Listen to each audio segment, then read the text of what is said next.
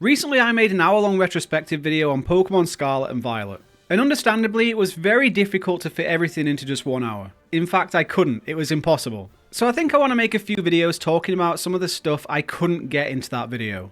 Today we're going to be talking about shiny hunting in these games, and specifically how I think that Pokémon Scarlet and Violet are the absolute worst Pokémon games to shiny hunt in. And apologies from the very start of this video, this one's going to be very rambly. We're going to go for a more podcasty vibe today. Let's start with regular encounter hunting. First thing I want to bring up is how we encounter Pokemon in Scarlet and Violet. So in Scarlet and Violet, there are no random tall grass encounters. Pokemon are 100% overworld spawns. Not only that, but their shininess is visible in the overworld too. Compare that to the previous generation in Sword and Shield. In those games, we had a mix of overworld spawns and tall grass encounters, but they all worked in the same way really. Engaging in overworld Pokemon throws you into the same kind of encounter that you experience with a random tall grass encounter.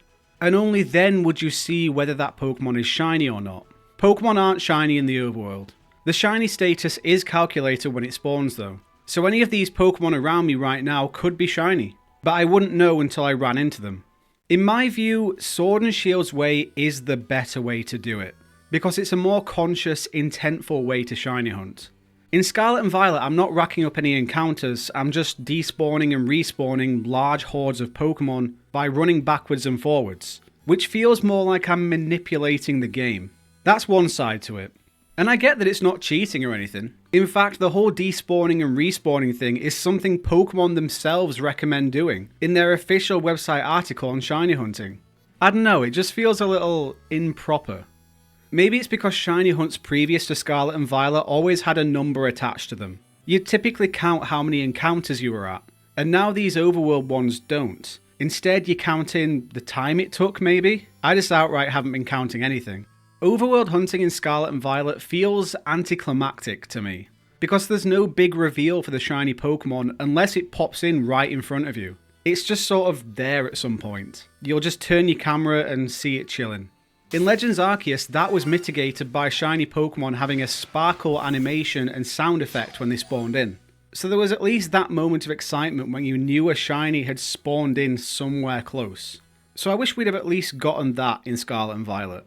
And my personal complaints aside, it's an accessibility issue as well.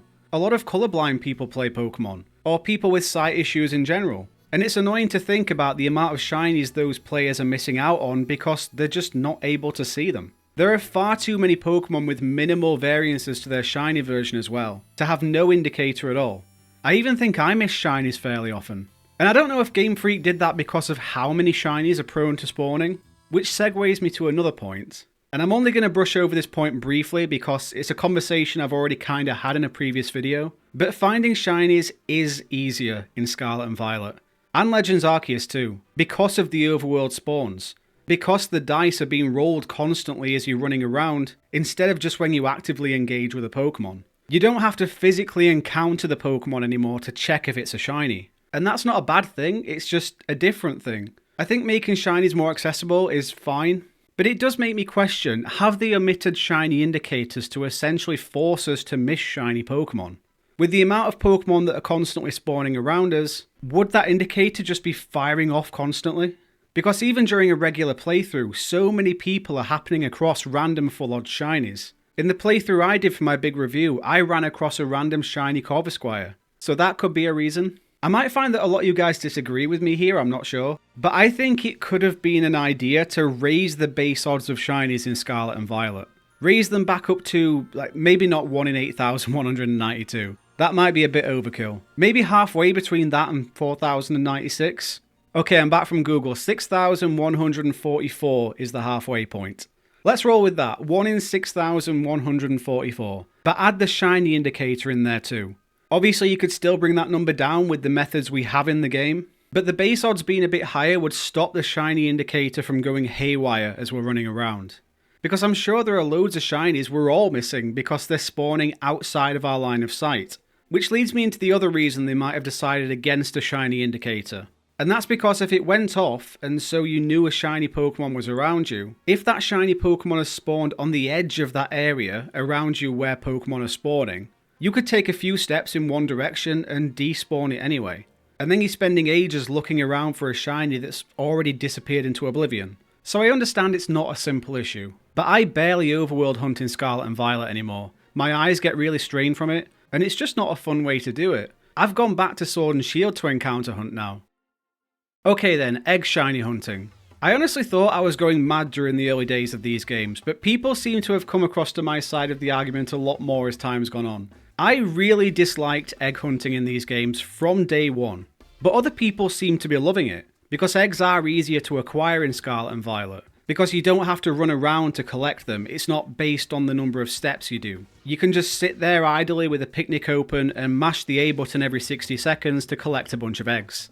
I saw so many people praising this as a much better way of doing things in the early days after Scarlet and Violet's release, and I felt like I was the only person in those early days saying, this is actually quite bad for shiny hunters. The reason it's bad is because you can't hatch eggs as you're acquiring them. You can't do anything while you're acquiring eggs. You just have to sit there in the picnic. If you've put down a sandwich to increase the amount of eggs you get in, which is basically required to get any number of eggs, let's be honest, then you're not going to want to waste any of that sandwich, so you're going to sit there for the full 30 minutes the sandwich is active for.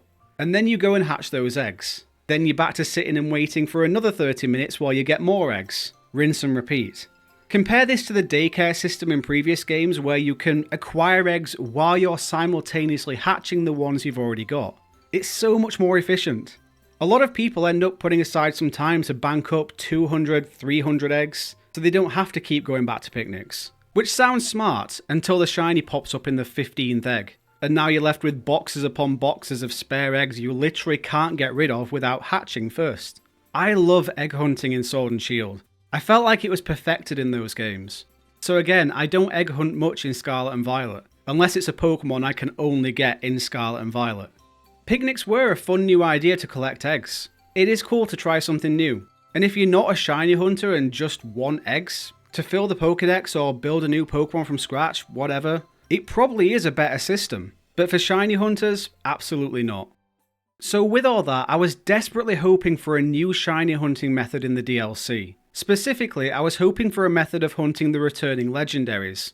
In Sword and Shield, we had Dynamax adventures. They're an absolute masterstroke in my opinion. I think DAs are really fun. And because Terra raids in Scarlet and Violet are very similar to the Dynamax raids in Sword and Shield, I assumed we'd probably get something along the same lines in the Hidden Treasure DLC. I thought we'd be getting some kind of Terra Max Lair with the legendaries taking on a different random Terra type every time you went down its path. It seemed like the obvious move to me, but of course that never happened. Instead, we got returning legendaries that you unlock one by one after doing a certain amount of BBQs in the terrarium, and then you can find them in fixed locations across Paldea. And the biggest kicker, they are shiny locked. These legendaries cannot be shiny. I think I saw a thread online somewhere where someone was talking about the logistics of it all, and possibly the way the game's encounters are coded prevents them from having the possibility of being shiny. That really sucks if it's true. Dynamax Adventures gave Sword and Shield so much longevity, and people are still doing them now. People have gone back to them because of the lack of a new method in Scarlet and Violet. A purposefully sneaky way to keep people buying the previous games. A conspiracy-laced idea, but something that crossed my mind at one point. So yeah, I've unlocked all the returning legendaries in my main Pokémon Violet save, but I haven't caught a single one. They're just chilling across the Paldea region. They're still useful for people who don't have these legendaries from previous games, but we're talking about shiny hunting here, so they're very useless to me. There just isn't a shiny hunting method that I actually enjoy in Pokémon Scarlet and Violet. I think the experience of hunting in these games has been so heavily diluted, it's less accessible, and just so much more frustrating. So what would I propose to fix it in future games? Let's summarise. In my perfect world, overworld encounters. Up the base odds to 1 in 6,144 to mitigate the sheer amount of Pokemon that are constantly spawning. And add a sparkle animation and sound when the Pokemon is A, in your character's eye line, so not off to the side, it has to be in your field of view, and B, within a close enough radius that you aren't going to immediately despawn it if you turn around and run in the opposite direction. Egg hatching. Just go back to the daycare model. If it ain't broke, don't fix it. Like I said, it's nice to try new things, but the daycare is just the most efficient way to do it.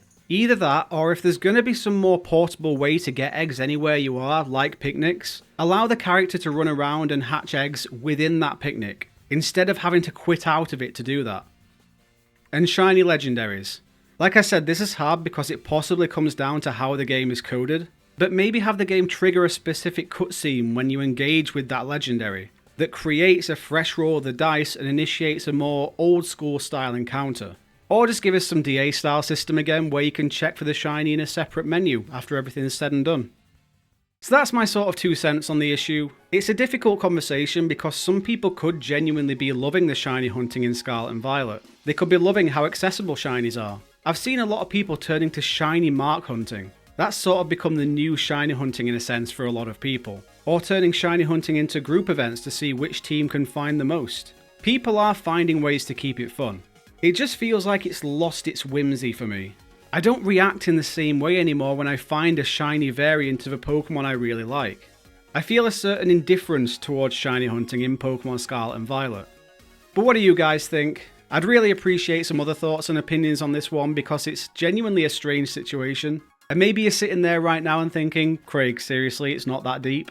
But if you're a shiny hunter, what has been your experience of hunting in Scarlet and Violet? Have you been enjoying it? Or do you find that the experience is a bit duller and problem-riddled this time around? As always, thanks so much for watching, I appreciate it so much. Drop a like on the video if you want to help out in a way that's completely free, subscribe for more Pokemon videos, and I'll catch you all in the next one.